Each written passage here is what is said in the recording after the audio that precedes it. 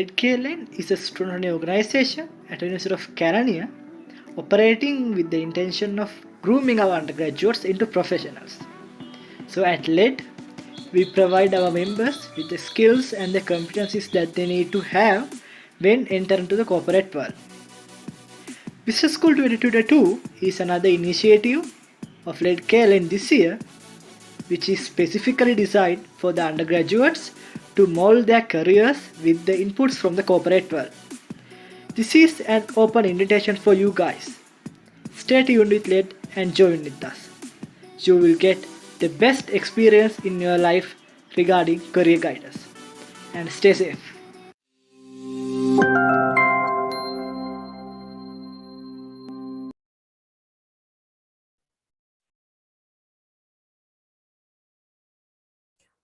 Ladies and gentlemen, a perfect evening to everyone who is here with us today. Here in this lovely evening, we are about to experience a valuable session organized by LED KLN Business School 2022. I am Madhusha, the moderator for today's session. First, let's have a brief idea about LED and the Business School. LED KLN is a student-run body that operates with the concept of leadership, empowerment, and development. The main motive of LED is to open more and more paths for undergraduates to reduce the gap between the corporate world and them. Business school consists of mainly 3 phases.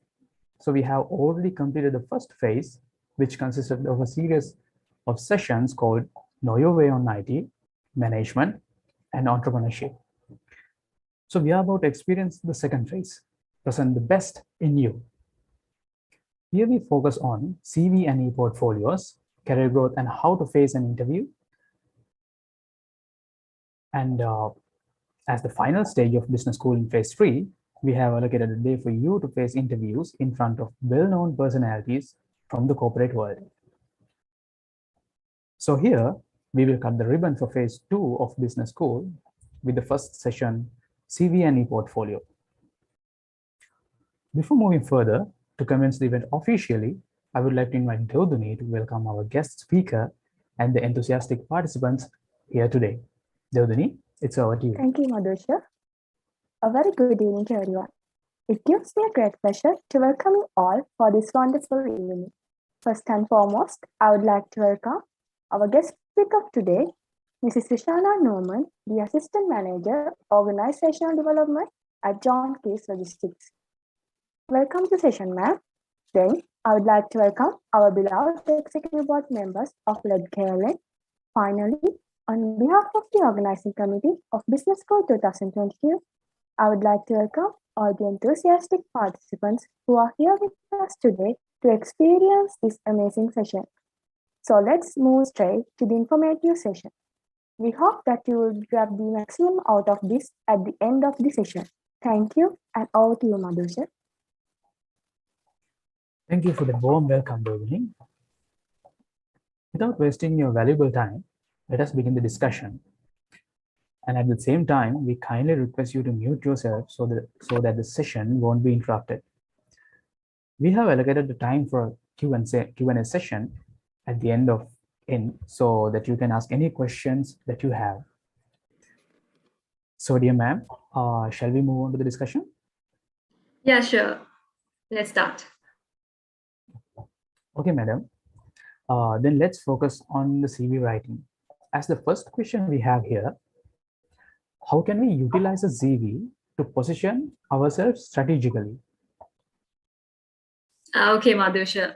Thank you so much for organizing this session. And I believe it's very important at a time like this that we still connect with our undergraduates from the university to kind of educate them on how to groom themselves when they're coming to the corporate world. So thank you for inviting me today.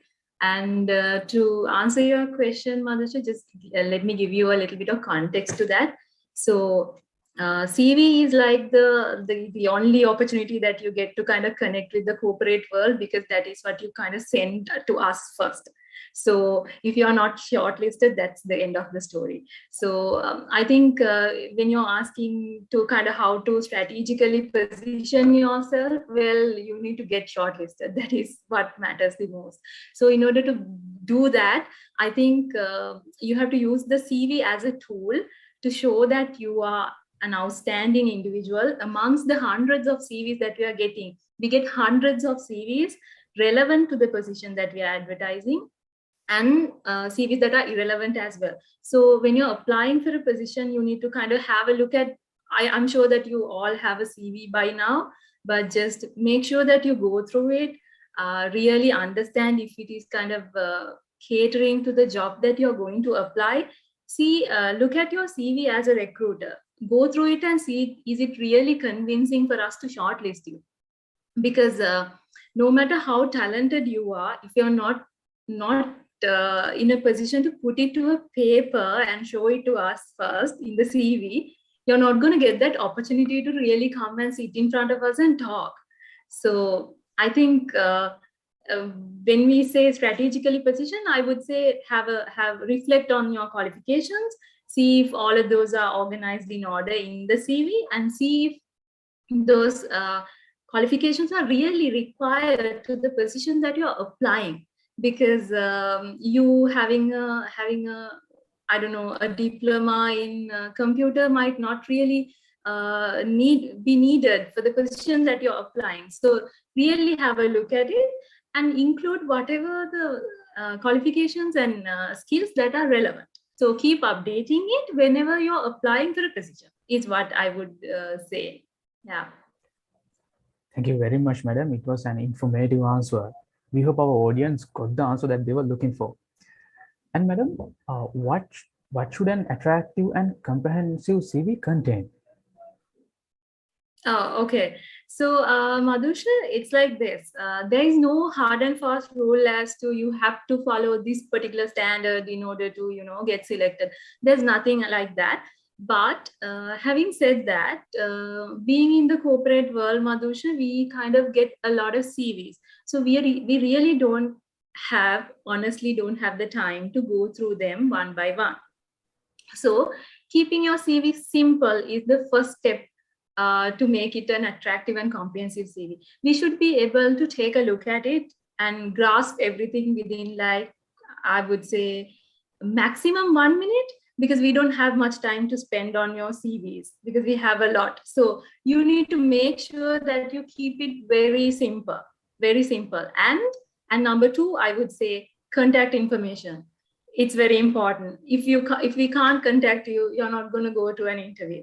So make sure that you have your contact information in bold somewhere that we can notice, somewhere on the CV where we notice, because we can't find your email address, if your phone number is not working, if there is one digit missing in your phone number, we can't call you. So make sure that it is there.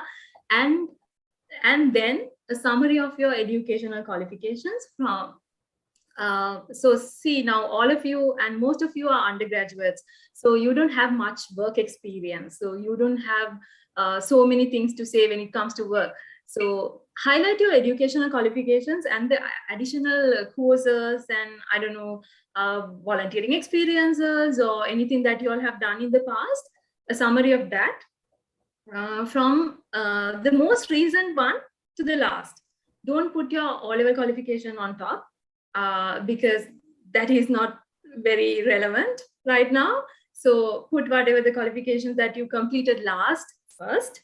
And then in terms of work experience, if you all have done any internships, list them down.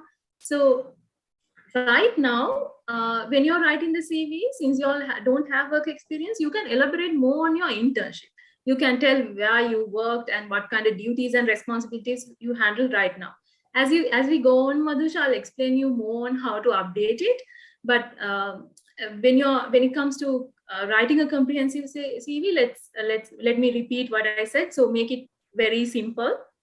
1 page would do, and update your contact information properly and have a summary of your educational qualifications and then a summary of your work or your internship.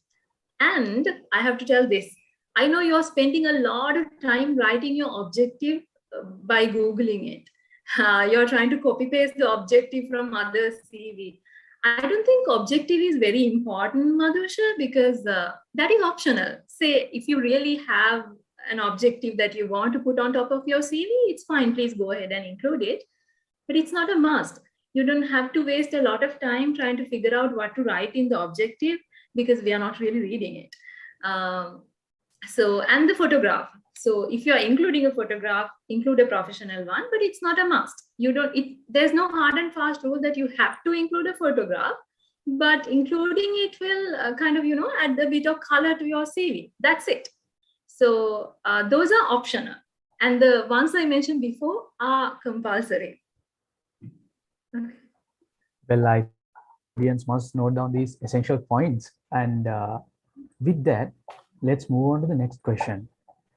How should the anticipated material in the CV be organized? Yeah, I think in the previous question also, I kind of answered that, but I will also elaborate it a bit more. So now when it comes to Madhusha, contact information and your name, place it on top so that, organize it in a way that it is noticeable. And then when it comes to now, since most of you are right out of the university or still following the degree, I would suggest you to put your educational qualifications first, but not your O-levels and A-levels. Okay, you have to put your degree and whatever the qualifications that you have done on top. And since we are kind of talking about a 1-page CV recording right in now, progress. Let's not really include your O-level results in detail, whether you got a B. I know most of you got into the university, so you must be having good O-level results that you want to show everyone, but I don't think it's very important for us in the corporate world. So we appreciate that you all have obtained good results, but then again, what you have for your religion, your Sinhalese and your mathematics, O-levels doesn't really matter here. So you don't have to use a lot of space for those. Maybe a summary of your A-level results would help. Why don't you mention the subjects that you have followed in your degree? Because most of the students, when they're applying for jobs, they just mention the degree and they think that we will assume the content in the degree. We don't know, because we graduated ages ago. We don't know what you are studying now at the university. You must be studying really interesting subjects like data analytics to, I don't know, name it. Like there are so many subjects that are new and that we really haven't learned during our university time, which we would like to see in your CV. So include those. Right, and the new subjects that you all have learned. So have a summary of those in the CV, and then maybe a little bit of internships and the volunteering experiences that you have covered, like I said before, use a lot of space for these. And if you still have space, you can maybe include an objective line where you aspire to be in 5 years, all of those, but they are optional. Right? Madhusha, did you get an understanding as to how it needs to be listed down? Yeah. Or should I repeat it again? No, we got a clear idea about how we listed it Okay. down in the CV. Yeah, we should consider these facts are the crucial points while we creating the CV. And madam, as an expression we got, why is it essential to maintain an up-to-date CV? Yeah. So now let's consider the 4 years that you all are going to spend at the university, Madhusha. Now, say you created your CV when you were first applying for your internship. And then, and I think you must be following the second internship as well during a study period. Sometimes you do. So I know you will definitely update your internship or the work experience in your CV, which I don't think I should mention because it is a must. But then again, during these 4 years at the university, you must be getting like more exposure in terms of working on projects. You must have worked on different charity programs, on different for different organizations like ISEC. I don't know, there are so many, Lions Club, so many. So updating your, because right now you don't have much experience in terms of work. So you need to really update your CV to show that, yes, you don't have experience, but you're capable of working in the corporate world. So to show that, you need to really update your CV in terms of the projects that you're getting involved in time to time, because those are the ones that's going to provide you with the opportunity to show that you can work with a team, that you can handle a crowd, you're capable of meeting deadlines. So even the tiny little projects that you all have handled at your university period, just keep updating them to your CV. And later on, like I said, when you're going to apply for the job, just have a look at your CV. If you feel like it's too lengthy and you have a lot of unimportant things in the CV, just take few of them off, but keep updating it, because you might forget as time goes on. You will forget what other responsibilities you did as the president of this particular unit. So keep updating it, because these things are really going to catch us when we are going through your CVs. Those are going to be really attractive, and they are even, they are going to make yourself, it's going to help you to outstand amongst the others. Like, it's going to really give you a very good advantage. And Well, then as you all again, know- sorry, yeah, I Yes. need to add one more thing. Now, say for example, you create your CV while you're doing the degree, and now that you're graduated, say for example, in your CV it says you're reading for your particular qualification, which kind of so we shortlist you and we ask you to come for the interview, and we think that you're still following your degree, so that you will not be able to give full-time commitment, whereas you actually have completed your degree and you're looking for full-time work. So see, we might even not shortlist you, thinking that you are still following the degree and you're unable to come to work full-time. So it's very important that you update them. And the other thing is, just imagine that I shortlist you and you come for the interview and you're like, sorry, ma'am, even though I say I'm following the degree in my CV, I've actually completed it, which tells us that you're not really paying attention to detail. So you can avoid those kind of things if you keep updating it. Well, now we know why we should update our CV as every time that we can. And it's always great to be updated. And yes. And ma'am, what are the current trends in the workplace when it comes to CVs? Okay. So, Madhusha, like I said before, there's no hard and fast rule. There's no standard format that you have to follow in order to get shortlisted. There's nothing like that. But then again, in terms of CVs, it's like there were different eras in CVs as well. So remember those days we got CVs where like in big bold letters it said biodata. So that era is gone now. If any of you in this forum is still having a CV which says biodata in big bold letters on top, you better get yourself updated. That's gone. So then right after biodata era came the icon era, where you used a lot of icons. You used to Google icons for Excel skills. You put a big icon of Excel. And then, if you have Power BI skills, you download the Power BI icon and you put it on the CV. So you used to have a lot of icons on the CV. Even for your address, you used to put that Google map kind of icon. So that era is gone as well. So if any one of you are still having that, you better update it. And then I think then we kind of shifted from black and white CVs to colorful CVs. We started using Canva and other designing tools. And I know there are a lot of downloadable CV templates on the internet. So that was also good. I'm not saying it's bad, but you need to really know what colors you should use, like I said in the beginning. So it got a bit colorful in the beginning, and then people started overusing it.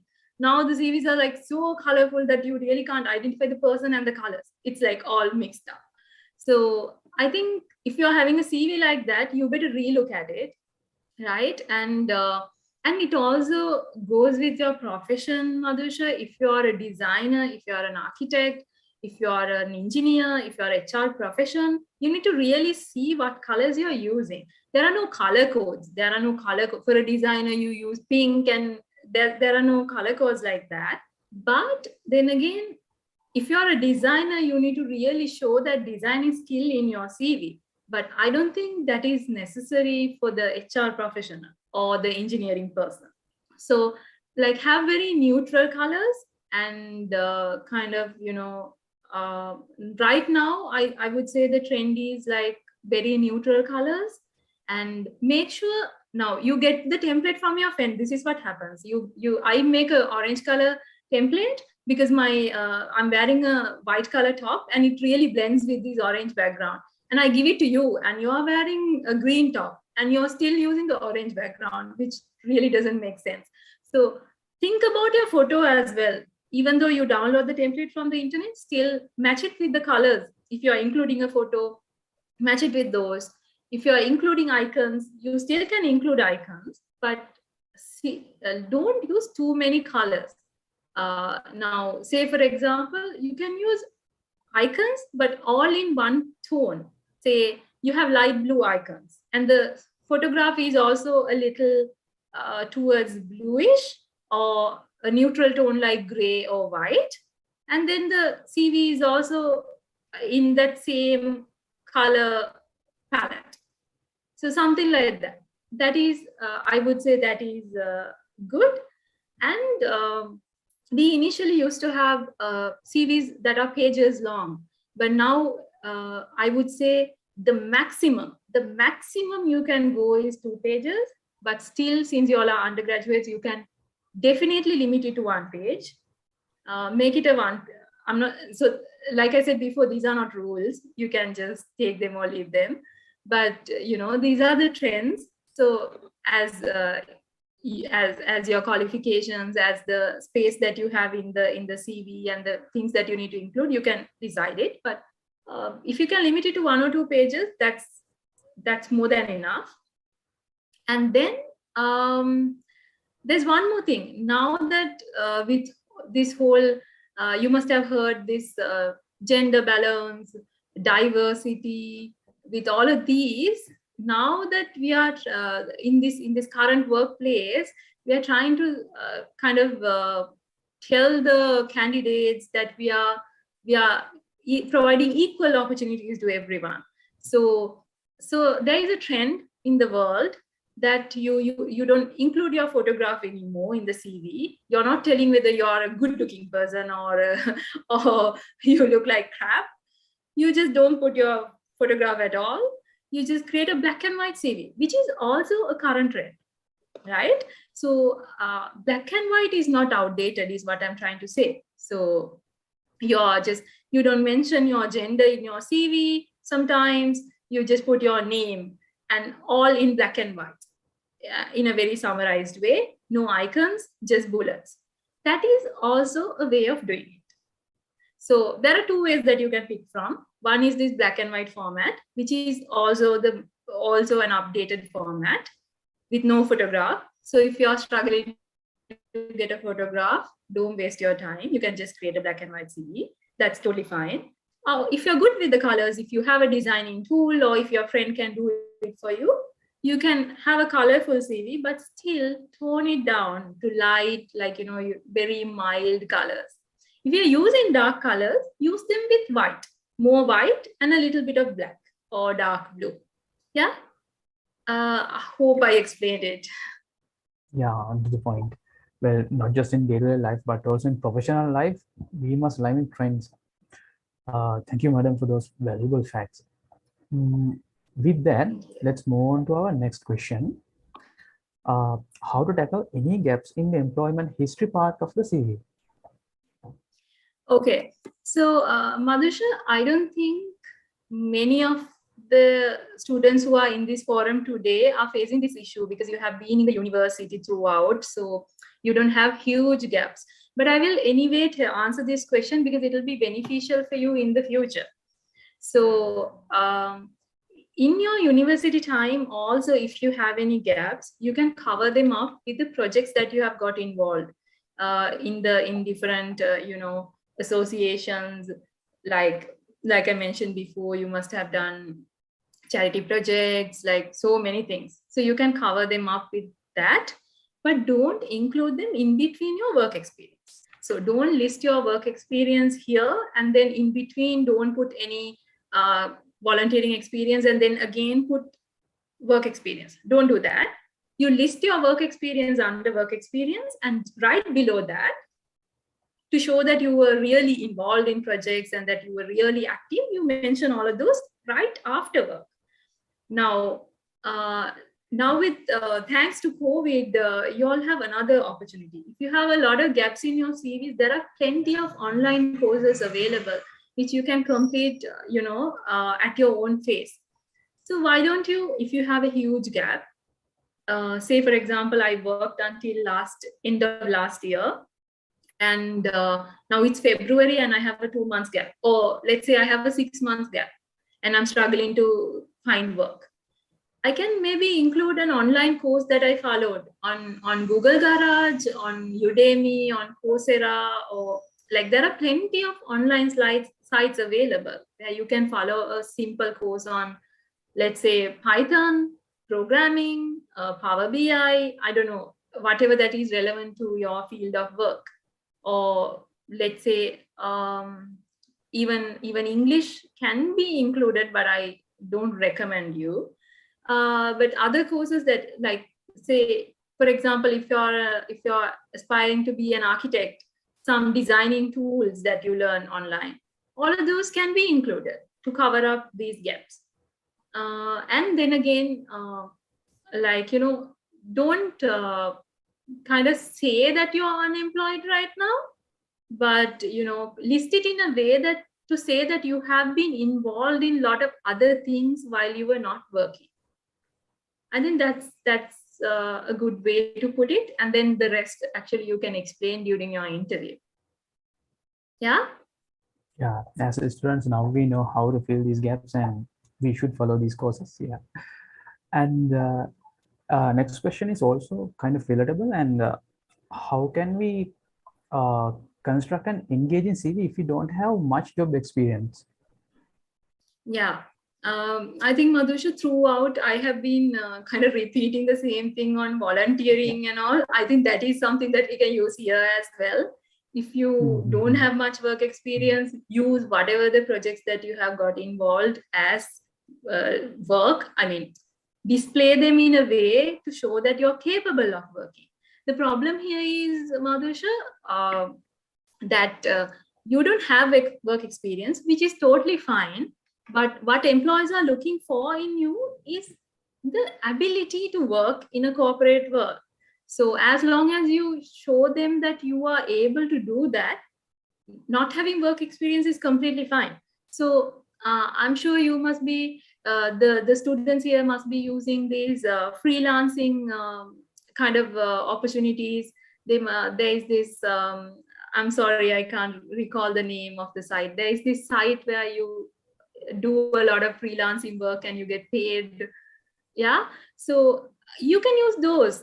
Now, one of my friend who had a had nearly 1 year gap in her CV used to cover it up with freelancing that she did. So she was doing a job that is completely different to what she is doing now. How she got into that was, so she was doing something related to industrial engineering. And then she wanted to move into data analytics. What she did was she left her job because she really hated it. And then she wanted to kind of learn Power BI and all of these analytical tools. So she did a course online and she did a lot of freelancing.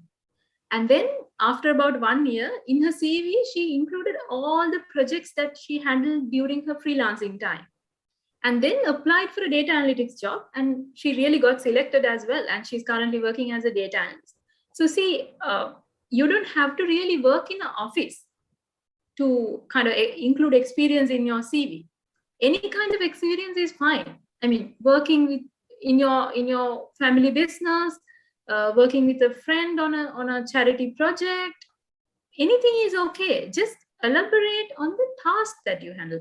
Don't just tell, we donated 50,000 to a school in Anuradhapura. Please don't say that you organized a book donation program for a school in Kavithikolla. Don't say that. Just word it in a way that you kind of found the resources, identified the needs of these students, and then align the needs and the resources that you had, and gathered a community and created a project, conducted an awareness campaign, things like that. Yeah, so you need to really word it in a right way. Yeah, and now I know to write where the job experience part, that which I don't have experience, so now I know what to write, freelancing experience or like something to elaborate that charity projects, like something. And with that, let's move on to our next question. So how can we show professionalism on a CV? Well, Madhusha, when we say professionalism, the photograph matters a lot, right? So, I mean, with everything that we discussed can be aligned to what I said, but still, if your photograph is not professional, I don't think you're going to make a good impression. So, guys, selfies are not accepted. If you have selfies in your CV, go back and edit it today. Not having a photograph is fine, but having a selfie is totally not accepted. So, and your graduation photograph is not something to be included in the CV. It's okay to include, but not the photograph where you're standing in front of BMICH water fountain, not that photograph. If you really want your graduation photograph to be included in the CV, take it in a white background. Take it in a white background, facing right, like facing straight in a white background. A photo like that. Not the ones that you're giving poses, not the one that you cropped where your friends, a part of your friend can be seen in your CV. So don't put that. And most of us get dressed to go to weddings. So most of our photos, like good photos, are the photographs of our friends' weddings.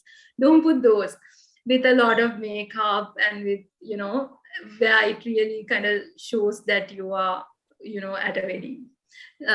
If you really want to include a photograph, include a very professional kind of positioned kind of a front-facing photograph. If not, include nothing at all. That's even better, right? And then use of colors, like I said before, be mindful of the colors you're using in your CV. Just because you have downloaded the format from someone, don't include it. Just alter it a bit to match your photograph and the icons that you are including in your CV. And then words really matter. Right now, when you want to kind of professionally showcase yourself, and you're going to put all the things that you have done to a piece of paper, be very careful of the language you're using, right? Like I said before, don't say that you donated 50 books to a school in Kapithigollava, but word it in a way that you were involved in a community development project, things like that, yeah? So that is how you really bring professionalism to the CV. Yeah, when it comes to professionalism, photography really matters, yeah, and the language. And in the corporate world, we have many employment opportunities. So the next question is related to that. So how can we customize our CV for different employment opportunities? Okay, so now this is very challenging, Madhusha, because I'm asking you to summarize your CV to one page. And now I'm again asking you to customize it to suit the employment opportunity, which is very challenging. So what you have to do is, what I'm going to say right now is not easy, guys. Most of us are not really doing it, but doing it will really help you. So now, when it comes to the time where you're really starting to apply for jobs, you're going to apply to anything and everything that's available, right? So when you start applying, you really can't keep a track of what are the jobs you applied to. And then when I call you for an interview, you don't know what kind of a role it is. Even though it's, say, for example, I'm going to take an example from my field. Now, in HR, there are different elements like training and development, recruitment. Sometimes I apply for training and development. Sometimes I might have applied for recruitment. Now, when you call me for the interview, I don't know if it is a recruitment role or a training and development role. So when I go and speak also, I don't know how to align myself to suit the role that I am being interviewed for. Likewise, even the CV, now there are a lot of job opportunities and there are slight differences in each of these opportunities. So one of these jobs may include a skill that the other job doesn't require. Now, since I'm asking you to limit everything to one page, it's very difficult for you to put everything you have done. I don't think it's practically possible for you to include all the projects, all the skills you have. So read the job description first, or maybe have a list of jobs that you're applying. Okay, one at this particular company, one at ABC company, and the role. And usually with the job advert, they must have a job description. So take a little bit of time and read the job description. Understand the keywords. Now, in a lot of job descriptions, you must have seen these. Someone who's willing to work in multiple projects. Yeah, the moment you see that, take your CV, save a copy of the same, and edit it, and highlight the multiple projects that you have handled during the same time during your university. Tell that you have, maybe you can say involved in 2 projects in 2019, which kind of covered blah, blah, blah, the projects that you did. And another job vacancy might require someone who's very good in, let's say, Excel. So you can save another copy of your CV for this particular company and update it. And kind of, when I say highlight, you're not highlighting the CV, okay? You're trying to bring that content to the top so that everyone can notice. You put the qualifications that are relevant to Excel and all those analytical skills on top. So likewise, always read the job description of the company that you're applying, and then so very simple, whatever they're asking for, just copy paste it on your CV, but in a strategical way. Don't just, copy paste the entire job description, but identify the keywords and copy them to your CV. If you have them, not if you don't have them. Yeah. It seems like creating a CV is a bit of challenging. And Yes, it is. yes, it is. Okay, then that's all for first part, CV writing. Then our part two is e-portfolio. Yes, ma'am? Sorry to interrupt, Madhusha. I wanted to add one more thing.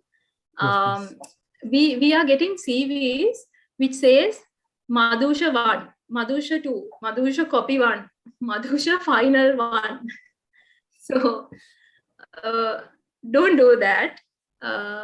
Before sending us the CV, rename it.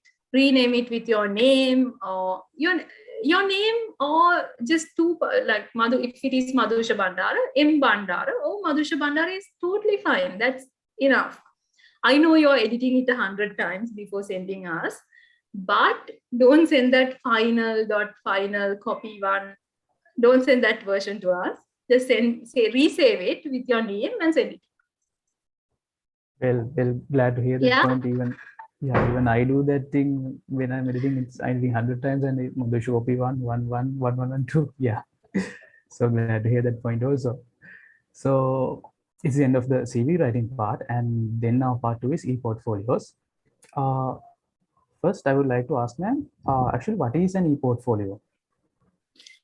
Okay, well, so Madhusha, I'm not the best in this area, but I will just tell you guys what it is from a corporate point of view. So e-portfolios, I think, are very common among different professions, but not among all. So e-portfolio is a place where you really showcase your work and your qualifications on an e-platform. There are different tools you can use. So I will take an example and elaborate this. Say, for example, you're a designer. So you can't possibly show all the designs that you have done in your CV. Because see, I told you to limit your CV to 1 page. Now it's not possible for you to include your designs in the CV. So at times like that, you can create like a e-location, store all your good work, like the designs you have done and the photographs of those, and link it to your CV. So if I need to see more information, I can click on that and go to it. Yeah.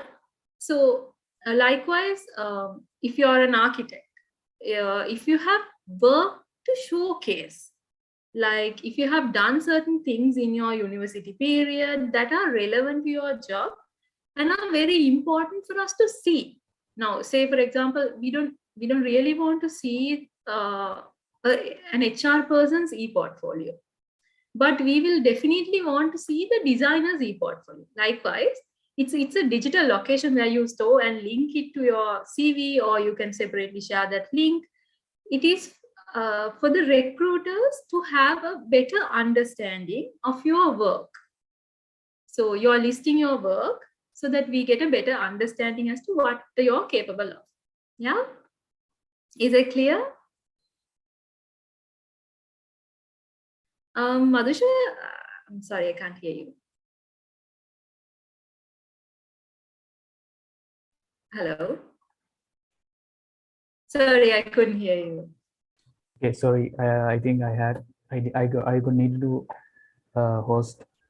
Yeah, okay. However, I am unmuted. Sorry. It's okay. Yeah. I always had that confusion between e-portfolios and CVs, and now I know what an e-portfolio is. And ma'am, what are the benefits that we can gain through it for our career life? Yeah, so like I said, Madhusha, an e-portfolio helps you to really showcase your work, which you are unable to tell through a CV. Because a CV is a 1-page document, and we are not ready. Really, we are not ready to spend a lot of time on your CV, right? Because we are just going to glance at it, see if you have the right qualifications, and then kind of shortlist it. That's it. E-portfolio gives us the additional information we need. When I say we, I'm representing the corporate world.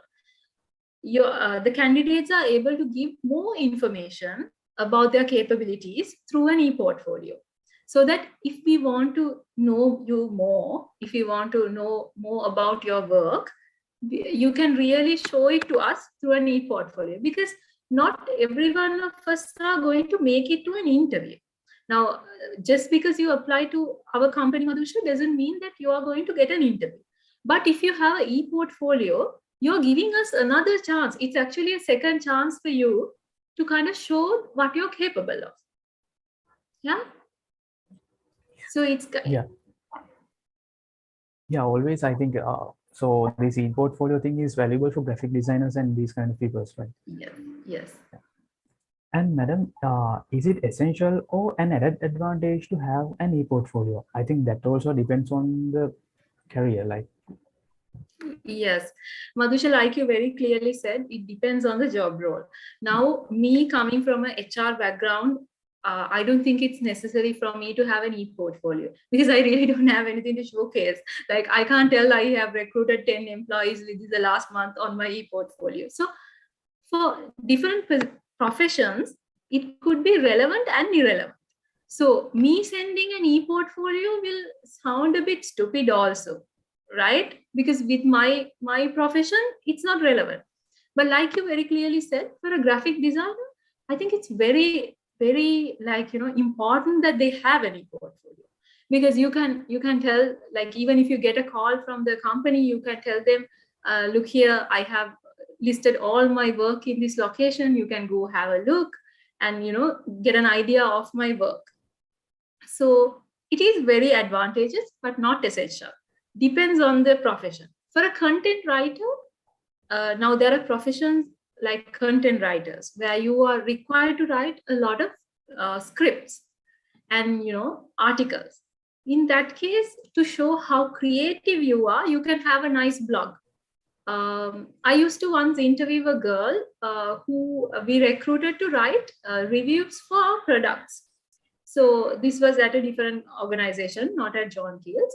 And then in this organization, when we were shortlisting, it was very helpful for us because they all had shared their personal blogs with us. So we could go and read about the kind of articles that they have written and filter them based on their creativity. So, like I said, it depends on the profession. If you don't think you need to have one, don't waste a lot of time creating one right now because it might not be essential. So understand your profession and the place that you want to be. And if it is relevant, please go ahead and create one. Yeah. So the e-portfolio depends on the career that we are going to choose. Yes, of course. Yeah. And madam, thank you very much for this informative discussion. We hope our audience grasp the maximum out of it. And so without further ado, madam, shall we move on to the Q&A session then? Yes. Yeah. As we have concluded the discussion, it's time to clear all your doubts. So feel free to drop your questions in the chat box.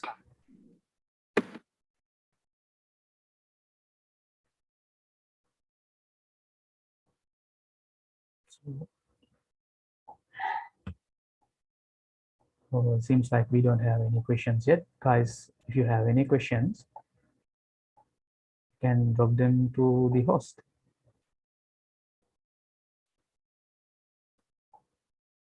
Actually, the session is really informative, so I think the audience have not any questions about the CV writing. Even I don't have any questions. I can imagine what to ask. Yeah, we have a question here, ma'am. He says, can I please know the importance of a cover letter with the CV?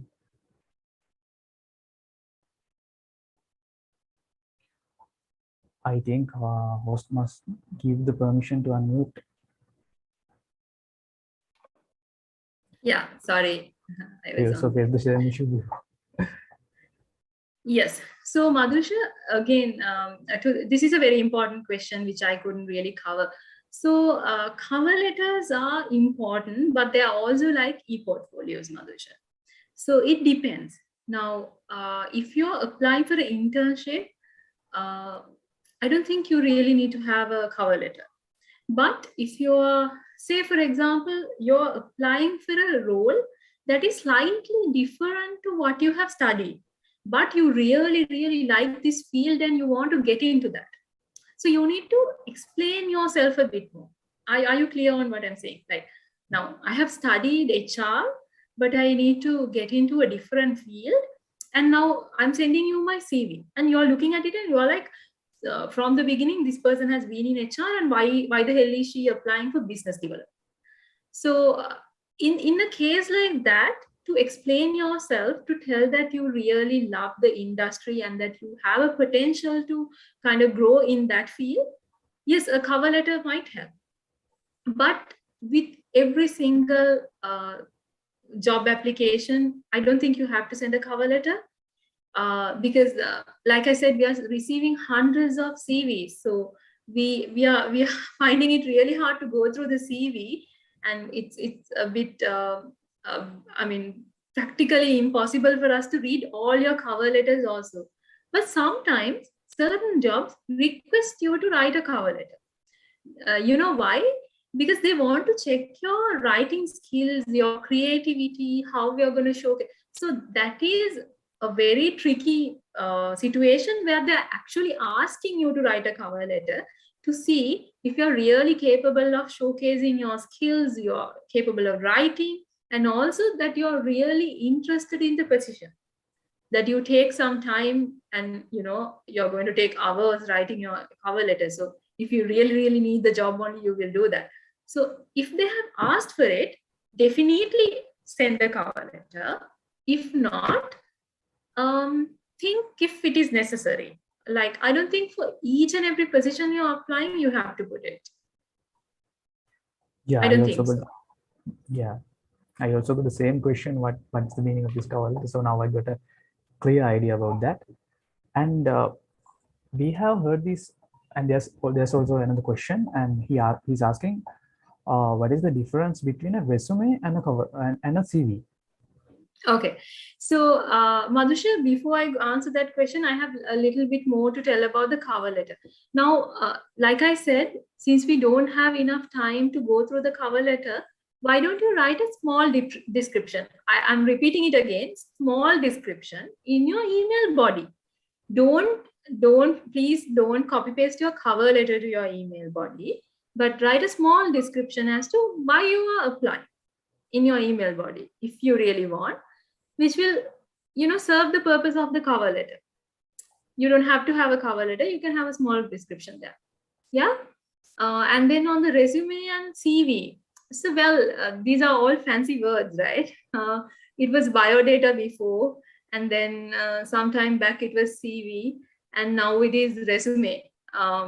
It's there's no big difference, guys. Like, you don't have to really kind of struggle with these words as long as you get your CV right. But if you're applying for an international opportunity, so there is a different standard. Now, in Sri Lankan context, having a CV with a photograph sometimes helps, but that is not the case if you're applying for an international opportunity. In that case, only this resume comes to play, because they call it a resume and they want it all in black and white, like I mentioned before, because they value kind of, gender balance to equity and all of those. So they don't want to select you based on your photograph and your gender. So in that case, they want you to apply in a black and white format with your qualifications and without a photograph. So if you're applying for an overseas opportunity, just do a little bit of research, understand what kind of CV formats are used in that country, and do it.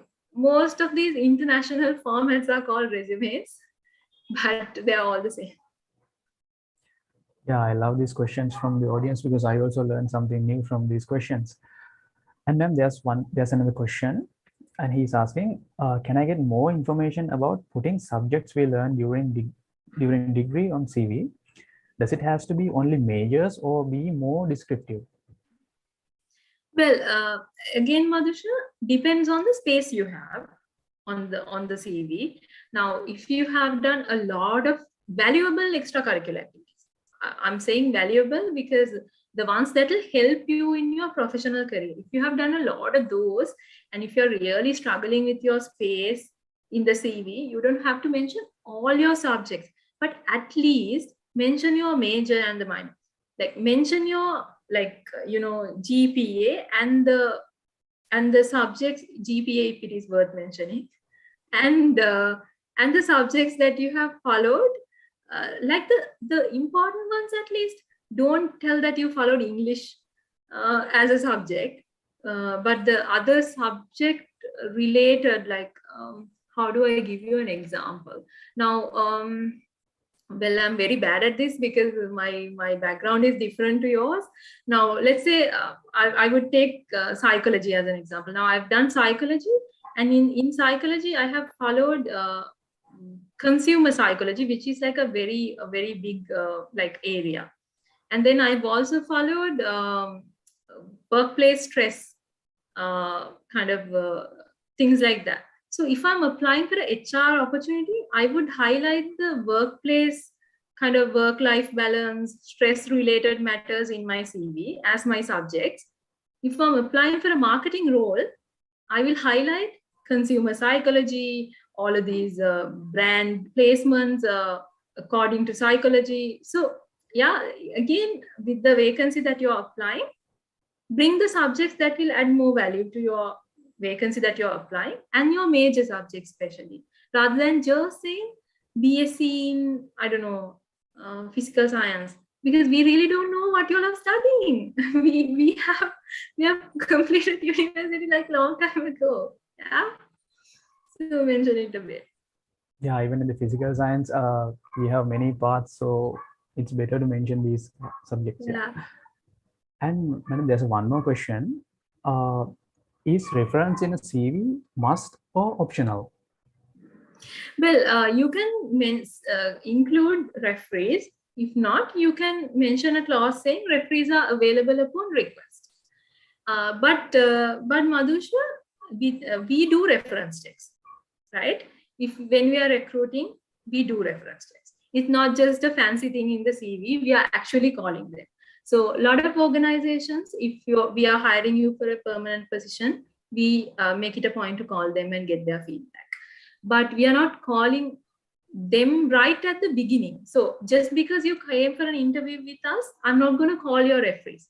If you're selected, or if you're almost selected, like if you are in the last two that I have selected, yes, I'm going to call them.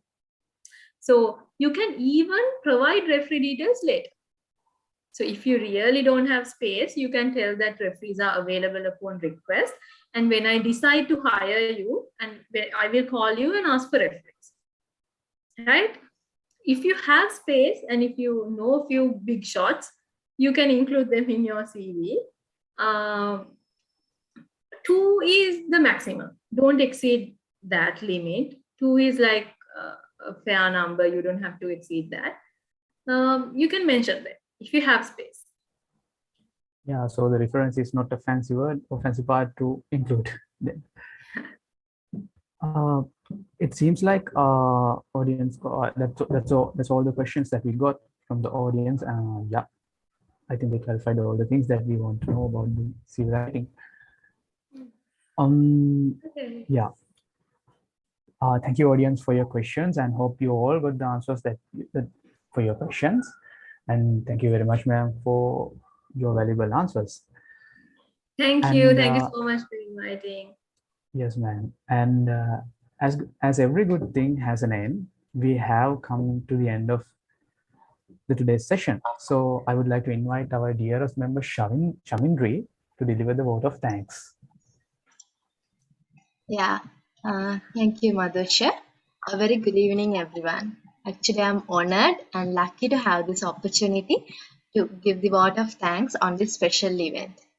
First of all, I would like to extend my heartfelt gratitude to Ms. Rishana Norman, the Assistant Manager, Organizational Development at Joel Kills Logistics, for providing us with this knowledge and for finding time in between our busy schedules. And I hope our audience got the answers they were looking for. So thank you very much, madam, for that very informative and interesting session. Then I'm thankful to all the enthusiastic participants for your presence here today, because without you, this session won't be successful. Moreover, my heartfelt thanks to all the members of the organizing committee for organizing such a valuable session today. Well done, you all deserve it. Also, I would like to take this moment to appreciate the tremendous support of our executive board that always guides us through thick and thin. Finally, to all the members of LED KLN and everyone else behind today's session, I thank you all and I hope you will keep supporting us throughout Business School 2022. Last but not least, don't stop when you're tired. Stop when you're done because a smooth sea never made a skilled sailor. Good luck and thank you very much. Madhusha, it's over to you. Yeah, thank you very much, Shamindri. And I also say thank you to Ms. Shana because I know you got a busy schedule and the session was really a valuable one and pleasure to have you here. And now, as the audience, now it's your responsibility to get equipped with this all this information and show what you learn in the upcoming sessions. Hope to see all your faces in upcoming sessions as well. Have a good night and stay safe. Thank you, Madhusha. Thanks, everyone.